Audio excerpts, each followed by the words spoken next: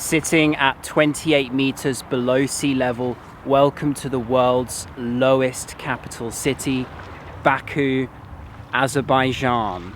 That is the Caspian Sea there, and this is the emerging glitzy city that has just hosted COP29 and has many exciting projects ongoing. In this video, I'm going to walk around and share my first impressions, and I'm starting here on the boulevard, which is the promenade, the front boulevard of the city, where you can soak in a lot of the main sights. Although the weather is not great today, we are lucky that there is no strong wind, which normally lashes in from the Caspian. Baku sits in an exposed location, and often the winds here can be quite notorious. And Azerbaijan has managed to achieve quite a lot of wealth from being blessed by rich oil and gas resources, which explains why there has been so many new buildings, skyscrapers, and heavy investment into all sorts of things: museums, exhibition centers, hotels, galleries, restaurants, shopping centers, wide boulevards, parks, roads, football stadiums. In fact, there was a time when half of the world's total oil supply came just out of the Baku region alone.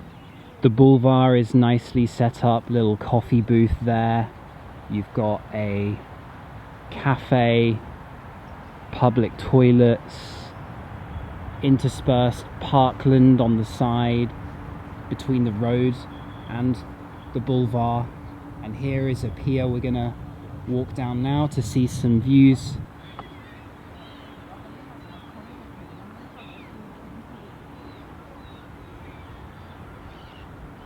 This is my first time in the Caucasus region. I've not been to Azerbaijan, Armenia, Georgia, or southern Russia at all.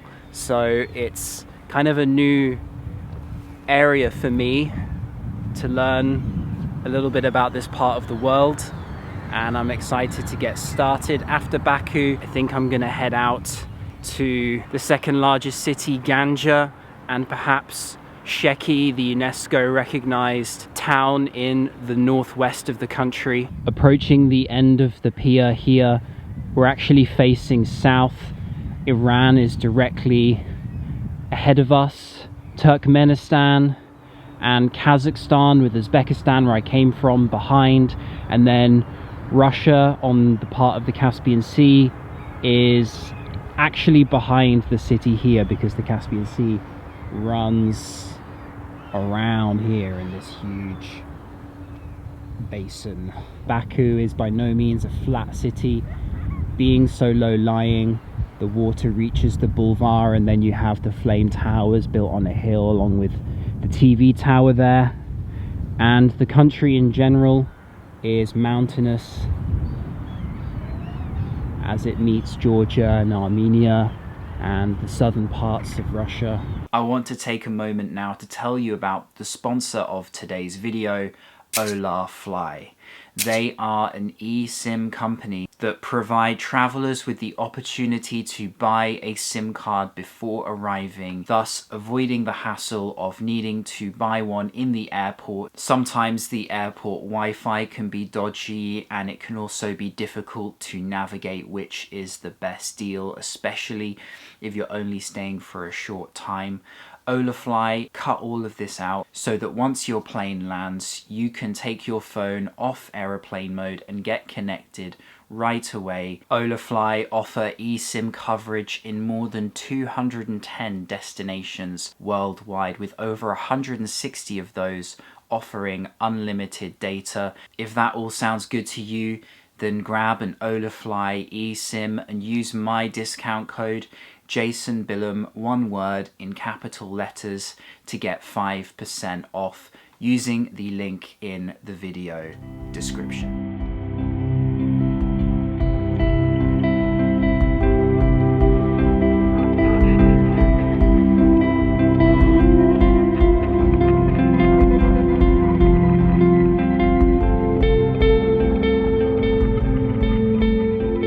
So if you keep walking south along the boulevard, you will eventually reach the Azerbaijan Carpet Museum, shaped like a rolled carpet. It is one of the most recognizable buildings in the city, and I went inside yesterday after arriving, and it's 10 manat to go inside, and honestly it's quite spectacular. There are of course many carpets to see from different eras and parts of Azerbaijan. There's an array of different colors and patterns.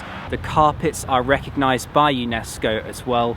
By the entrance to the Carpet Museum there is a mini Venice with canals, bridges and gondolas. I think it's pretty wild whoever thought of creating this. So if you ever can't quite get yourself to Italy, you can always come to Baku to have a little gondola ride. Although it's quite quiet at the moment, just one or two going around. From here, once it's dark, you can also see the flame towers lit up at nighttime. Those three buildings there representing the Azerbaijani flag, the blue, red, green and white of the moon and star. So as it's getting dark and also a little bit rainier as the evening goes on, I'm going to leave things here for today, and I'll catch you again in the morning and hopefully when the weather is better for part 2 of this video. Hello, good morning and welcome back to Baku. I am by Nizami Street in the center where most of the main shops and atmosphere is. A lot of the buildings look quite similar. They are 20th century, built off the back of oil wealth mostly, in a sort of neoclassical style. It has to be said, like my experience in Uzbekistan, Baku is also clean in the city centre, organised, tidy and just a very pleasant place to walk around. A lot of investment has gone into the centre of Baku over the last few decades especially, and now there are lots of green spaces, pop-up coffee shops and restaurants.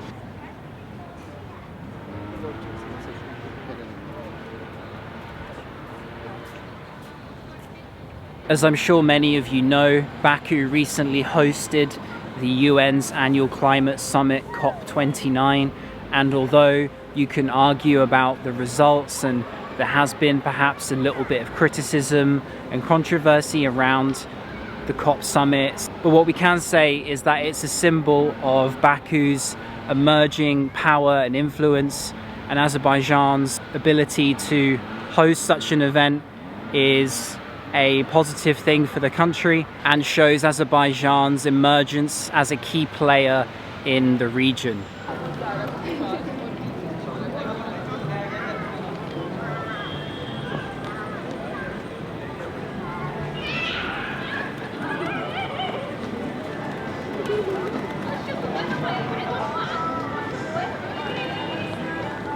A sweet shop here selling lots of nice things. You can see here is the national sweet baklava with a walnut there. Staff look nice and friendly. Come here. Oh, you're inviting me inside? Okay. Hello, welcome to Dubai. Dubai, huh? Yeah.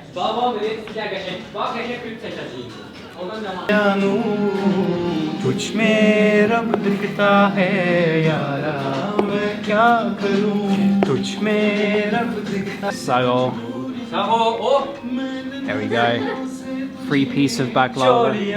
Trying the national dessert. Looks really good. So rather unexpectedly, after just walking on the street to show the baklava, I've now sat down and I've also got a chai with my dessert here, which is for free, so thank you very much to this place. You might be thinking it looks very similar to Turkey, and that's because Azerbaijan shares quite a lot in common with its bigger brother. Really friendly staff in there. The people here are surprisingly how friendly they are, because sometimes in former Soviet countries people can be a little bit colder, but I'm having great experiences here. There's a kind of aggressive level of friendliness. That's the people in my hotel, which I'm going to show in the next video. I'll do one on the prices here in Baku, because I think people might be interested to know. You're not allowed to film down there, but I want to mention while I'm outside, that Baku has a metro system that I think is probably quite decent. As part of COP29, there are electric buses. It's just going away, so I can't show you up close, but I've seen them around. Efforts to make the city and country greener. Walking from the center of the city, I'm back on the boulevard once again, and this just shows you how much the weather can change the feeling of a place. It's clear, the sun is shining behind the flame towers there, and that's the pier I started the video on. The crescent lit up from the sunlight, a calmer and clearer day, really showing off this part of Baku.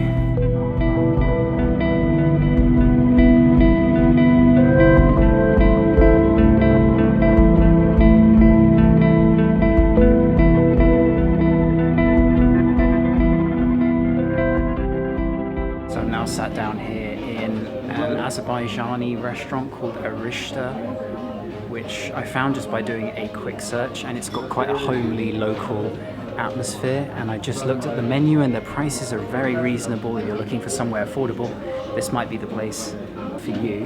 And here I have dush bara, which is a dish famous here in Azerbaijan that hails originally from Baku, like little tortellini, small dumplings with mutton or lamb inside in a oily, brothy soup. Looking forward to trying them. And then I also have a mangal salad, which has eggplant, aubergine I should say, in my English, why am I saying the American? Peppers, carrots, and a little bit of oil too. It's so tasty.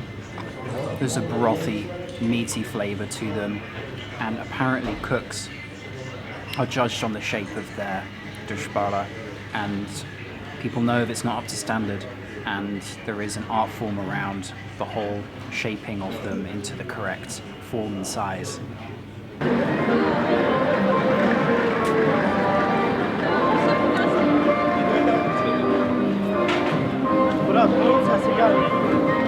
Okay, so I finished my dinner there. It came to 10 manat for the salad, the soup and the water that I had, which is around £5, very reasonable. You can eat well locally and affordably here in Azerbaijan, and I'll show that in the next video when I go through the prices and visit some other places here. And I'm back where I started this half of the video, by Nizami Street. You can see with the lights at night and all the shops and the atmosphere, it is a very nice environment and place to wander, and a comfortable place to travel and visit. So I'm going to end the video here, and I'll see you on the next one from Baku. Cheers.